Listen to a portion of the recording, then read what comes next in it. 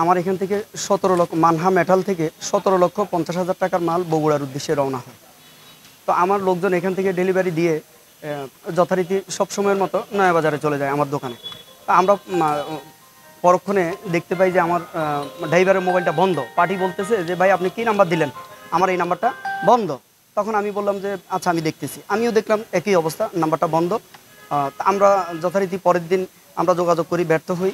আমরা যার মাধ্যমে গাড়িটা ঠিক করলাম তাকে অভিহিত করলাম, তার মাধ্যমে যোগাযোগ করার পরে আমরা পুনরায় আমরা দেখলাম যে মোবাইল বন্ধ, আমাদের কোনো সন্ধান পাচ্ছি না। আমরা থানার দ্বারস্থ হলাম। তো থানার মাধ্যমে আমরা প্রথমে তদন্ত করে পরবর্তীতে যখন দেখলো যে কোনো জি জি জি না, এর আগে আমরা এই ধরনের কোনো ঘটনার শিকার হই নাই এবং এটা অনেক বড় মাপের একটা চক্র।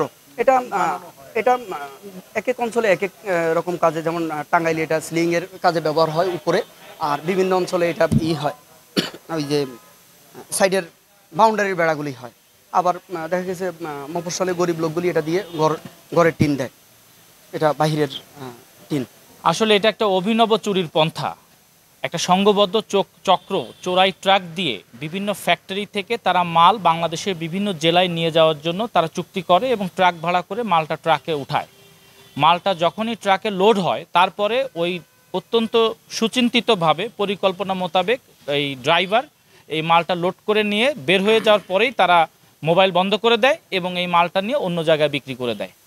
এরই পরিপ্রেক্ষিতে আমাদের এই ফ্যাক্টরি থেকেই 17,50,000 টাকার টিন আপনার এই মাসের 8 তারিখে হাবিব সাহেব নামে একটা লোকের টিন বগুড়াতে যাওয়ার কথা ছিল, এখান থেকে লোড করে পরবর্তীতে সেই ট্রাক ড্রাইভার এবং ট্রাক সহ এরা চুরি করে নিয়ে যায়।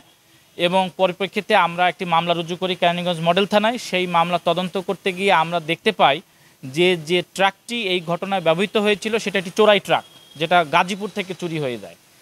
এবং পরবর্তীতে যে মোবাইলটি এখানে কমিউনিকেশনের জন্য ব্যবহার করা হয়েছিল সেটি একটি চোরাই মোবাইল, যা মাদারীপুর থেকে ছিনতাই হয়। পরবর্তীতে এই চোরাই ট্রাক এবং চোরাই মোবাইল এবং সিম কার্ড দিয়ে এই চক্রটি আপনার এই টিনটা ট্রাকে লোড করে তারা টিনটা চুরি করে। পরবর্তীতে আমরা তথ্য প্রযুক্তির সহায়তায় এই ঘটনায় ব্যবহৃত যে চোরাই ট্রাকটি সেটি বাগেরহাটের চিতলমারি থেকে উদ্ধার করি এবং পরবর্তীতে আসামিদের স্বীকারোক্তি এবং তথ্য প্রযুক্তির সাহায্যে অভিযান পরিচালনা করে আমরা 17,50,000 টাকার যে টিন, সেই লুণ্ঠিত সমস্ত টিন আমরা উদ্ধার করি।